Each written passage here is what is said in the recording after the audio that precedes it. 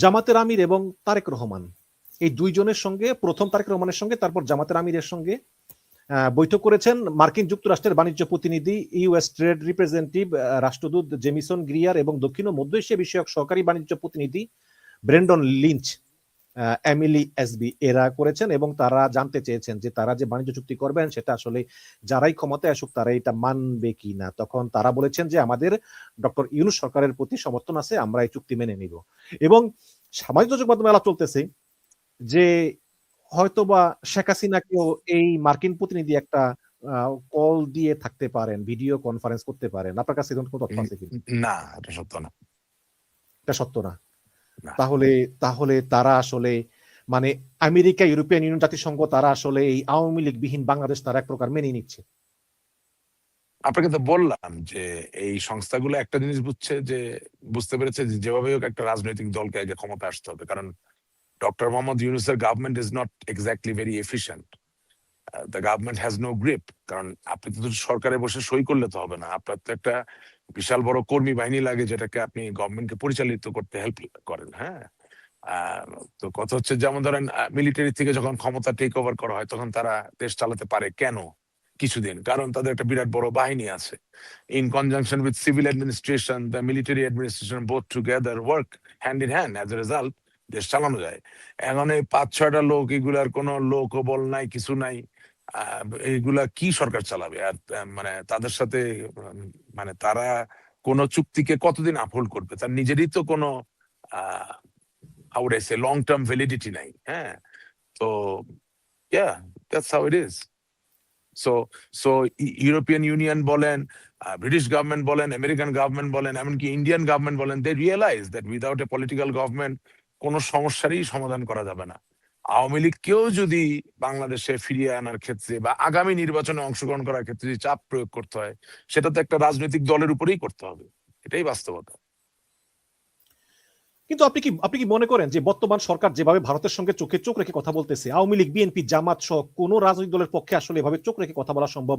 যেমন আজকে তারা আইসিসির একজন উচ্চ পদস্থ ভারতীয় কর্মকর্তার ভিসা পর্যন্ত তারা দেয় নাই। এবং আপনি তো ক্রিকেট সম্পর্কে সবই জানেন যে এটা আসলে স্টেপ নেওয়া সম্ভবত কিনা। যখন আপনার দীর্ঘমেয়াদী ভাবে দেশ চালানো লাগে না, যখন উন্নয়নটা আপনার জন্য বড় কোনো ব্যাপার হয় না, বা যখন গণতান্ত্রিক প্রভাব দ্বারা আপনার জন্য 1 নম্বর গুরুত্বের জায়গা থাকে না, তখন অনেকের সাথেই চোখে চোখ রেখে আপনি কথা বলতে পারবেন, অনেক চোটপাট করতে পারবেন। চোটপাট করা কি কোনো বীরত্বের কাজ নাকি? For a Statesman, for a politician, for a administrator, for a leader, আপনার সাথে হাউকাউ করা আর চোখ লাল করে কথা বলা, এটা কি কোনো কৃতিত্বের বিষয়?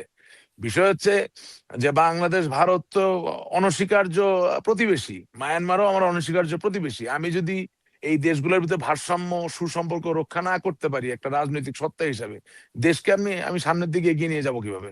এখন আমি যখন জানি যে আমি ক্ষমতায় থাকবো 2 বছরের কম সময়, আমার এখানে হারানোর আর কিছু নাই, তখন তো আমি চোখ লালও করতে পারি, চোখ সাদাও করতে পারি, আমি হাত মুট করেও দেখাইতে পারি, আমি মাইক থাপ্পড়ও দেখাইতে পারি, অনেক কিছুই করতে পারি। এখানে তো খুশি হওয়ারও কিছু নাই, এটাতে কৃতিত্বেরও কিছু নাই, কারণ এটা দীর্ঘমেয়াদী কোনো এফেক্ট নাই তো আসলে।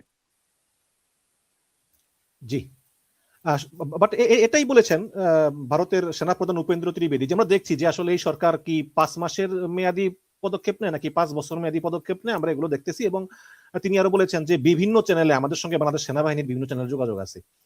তো যেখানে সরকারের সঙ্গে সরকারের খারাপ সম্পর্ক, সেখানে বাহিনীর সঙ্গে বাহিনীর এরকম যোগাযোগগুলো, এটা কি অস্বাভাবিক মনে হচ্ছে আপনার কাছে? কেন এটা অস্বাভাবিক হবে? বাংলাদেশের national defence college is one of the best defence college in the entire world. It enjoys very good reputation, যেখানে প্রতি বছর 60 থেকে 70 জন বিদেশি জেনারেল বা জেনারেল পদমর্যাদার সেনা কর্মকর্তারা, এমনকি ভারত থেকে, পাকিস্তান থেকে, আমেরিকা থেকে, বিভিন্ন দেশ থেকে এসে এখানে লেখাপড়া করে, প্রশিক্ষণ গ্রহণ করে।